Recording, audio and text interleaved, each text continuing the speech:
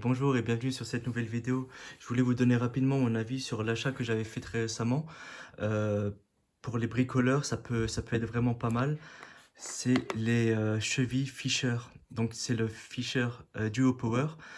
C'est des vis multimatériaux. Donc en deux parties, il y a la partie grise et la partie rouge. Multimatériaux parce qu'ils conviennent pour par exemple le béton, le bois, les parpaings, le placo, que ce soit creux ou plein, c'est vraiment vraiment pas mal, ça convient à tous les supports. Moi j'en avais besoin pour les travaux chez moi pour le placo, je voulais plus utiliser les cheveux mollis, ça m'énervait un peu. Donc j'ai trouvé ça sur Amazon, c'était vraiment pas cher, c'est 10 euros, j'ai payé pour donc un lot de 100 vis. Donc ce qu'il faut savoir, c'est que ça convient à tous les matériaux et la vis, en fait, elle vient s'écraser sur elle-même pour former un bourrelet qui va servir d'écrou, en fait. Et donc on peut voir les charges, hein, ça tient 70 kg maximum suivant la matière et le minimum on est à 10 kg. Donc ça c'est bien par cheville. Donc c'est parfait.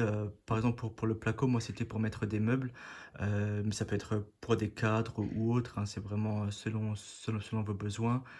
Euh, donc voilà, donc c'est béton, bois, creux, plein, c'est vraiment très universel. L'avantage c'est que donc il faut bien prendre du 8 par 40 minimum pour du placo, donc pour du BA13, hein. Donc on voit qu'il faut percer à 8 mm, diamètre 8 au forêt. Petite astuce, moi je vous propose de le faire avec un forêt à bois et non pas un forêt à métaux ou à pierre. Pourquoi? Parce que je vous montre là les forêts à bois, ils ont une petite pointe ici et ça permet d'être vraiment centré sur le point qu'on fait pour le perçage. Donc en fait on ne peut pas se tromper en fait. Donc on va percer exactement là où est-ce qu'on veut. Donc ça c'est vraiment pas mal. On peut mettre des vis de différentes tailles, de 4,5 à 6 mm. Ce qui est super important, c'est de bien respecter en fait la longueur de la vis qui doit être supérieure à 46 mm. Parce qu'il faut que la vis soit plus grande que la cheville elle-même pour qu'elle puisse dépasser et ensuite bien écraser, voilà, former le bourrelet ici. Et je vais vous montrer, j'ai fait justement un exemple.